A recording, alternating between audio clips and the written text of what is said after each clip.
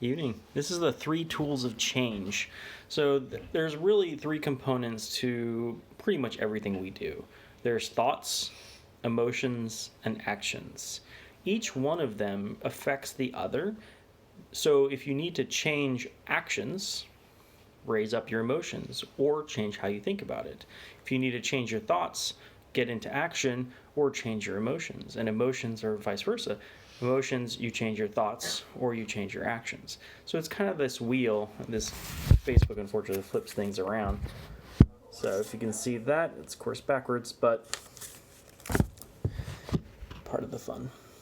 So for thoughts, thoughts alone really are powerful, but also aren't anything unless they're put into action and emotions. This is why they're kind of that balanced circle. So with thoughts, if you can change your thought around especially a negative thing or a positive thing, you can increase or decrease your emotions. So if it's a negative thing, we're looking to decrease the emotions, modify it, and then turn it into something positive. Whereas emotions is kind of that motivational force, which can then push us into action or reinforce the thought, giving the thought even more power and then also affecting action. So it's kind of a neat way to think about how the cycle works from a subconscious point of view. We can either change our thoughts, change our actions, or change our emotions. So it's a super powerful kind of triangle. Also with actions, the neat thing is breath, right?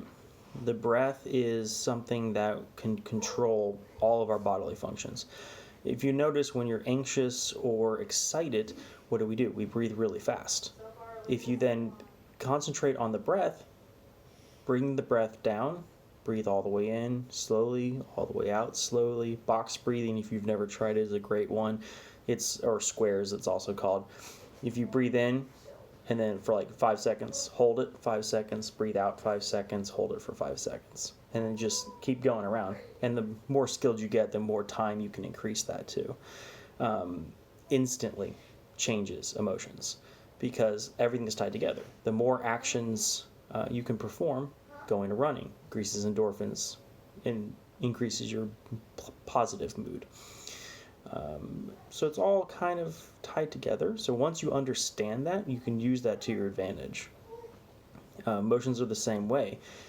It's interesting that fear or anxiety, anxiousness, and excitement are physically very similar. There's really no difference.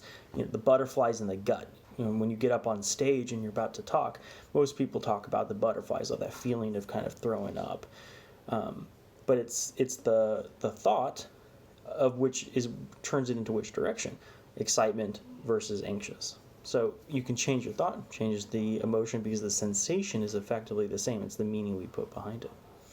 I hope you enjoyed today. If you want to dive into more details about this, send me a message and I'll be glad to talk further. See you guys later.